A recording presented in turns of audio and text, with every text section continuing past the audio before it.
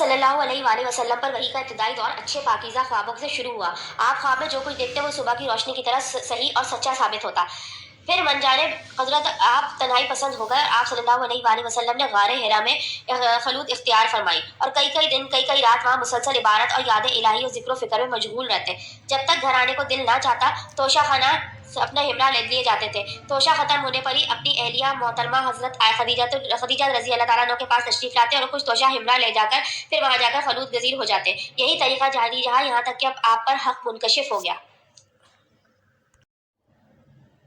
آپ غار حرا ہی میں قیام پذیر تھے کہ اچانک حضرت جبرائیل علیہ السلام آپ کے پاس حاضر ہوئے اور کہنے لگے کہ اے محمد پڑھو۔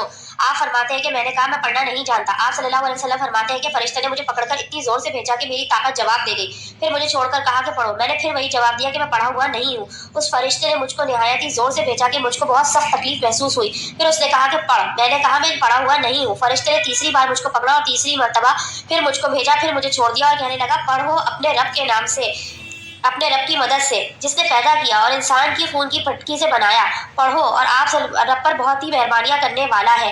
بس یہی آیتیں آپ جبرائیل علیہ السلام سے سن کر اس حال میں غار حرا سے واپس ہوئے کہ آپ کا دل اس انوکھے واقعے سے کانپ رہا تھا۔ آپ حضرت خدیجہ کے یہاں تشریف لائے اور فرمایا کہ مجھے کمبل اڑا دو، مجھے کمبل اڑا دو۔ لوگوں نے آپ کو کمبل اڑا دیا۔ جب آپ کا ڈر جاتا رہا تو آپ نے اپنی زوجہ محترمہ حضرت خدیجہ سے کو تفصیل کے ساتھ یہ واقعہ سنایا اور فرمانے لگے کہ مجھ کو اب اپنی جان کا خوف ہو گیا ہے۔ آپ کی اہلیہ محترمہ حضرت خدیجہ نے آپ کی ڈھارس بندھائی اور کہا کہ آپ کا خیال صحیح نہیں ہے، خدا کی قسم آپ کو اللہ کبھی رسوا نہیں کرے گا۔ آپ تو اخلاق کے مالک ہیں، آپ تو کنبہ پرور ہیں، بے کسوں کا بوجھ اپنے سر پر رکھ لیتے ہیں، مفلسوں کے لیے آپ کماتے ہیں، مہمان نوازی میں آپ بے مثال ہیں اور مشکل وقت میں آپ امر حق کا ساتھ دیتے ہیں۔ ایسے اوصاف حسنہ والا انسان یوں بے وقت ذلت و خواری کی موت نہیں پا سکتا۔ پھر مزید تسلی کے لیے حضرت خدیجہ رضی اللہ تعالیٰ عنہ آپ کو اپنے ورقہ بن نوفل کے پاس لے گئی جو ان کے چچا زاد بھائی تھے اور زمانہ جاہلیت میں نصرانی مذہب اختیار کر چکے تھے اور عبرانی زبان کے کاتب تھے۔ چنانچہ انجیل کو حسب منشا خداوندی عبرانی زبان میں لکھا کرتے تھے۔ انجیل سریانی زبان میں نازل ہوئی تھی، پھر اس کا ترجمہ عبرانی زبان میں ہوا، ورقہ اسی کو لکھتے تھے۔ وہ بہت بوڑھے ہو گئے تھے، یہاں تک کہ ان کی بینائی بھی رخصت ہو چکی تھی۔ حضرت خدیجہ رضی اللہ تعالیٰ عنہ نے ان کے سامنے آپ کے حالات بیان کیے اور کہا کہ اے چچا زاد بھائی، اپنے بھتیجے محمد صلی اللہ علیہ وآلہ وسلم کی زبانی ذرا اور ان کی کیفیت ذرا سن لیجئے۔ وہ بولے کہ بھتیجا آپ نے جو کچھ دیکھا ہے ذرا مجھے اس کی تفصیل۔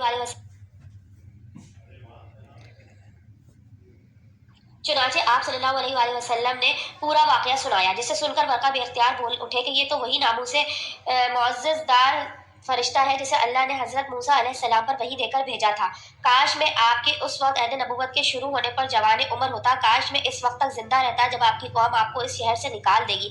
رسول کریم صلی اللہ علیہ وآلہ وسلم نے یہ سن کر تعجب سے پوچھا کیا وہ لوگ مجھ کو نکال دیں گے حالانکہ میں تو ان میں صادق اور امین و مقبول ہوں؟ ورقہ بولا ہاں یہ سب کچھ سچ ہے، مگر جو شخص بھی آپ کی طرح امر حق لے کر آیا لوگ اس کے دشمن ہی ہو گئے۔ اگر مجھے آپ کی نبوت کا وہ زمانہ مل جائے تو میں آپ کی پوری مدد کروں گا۔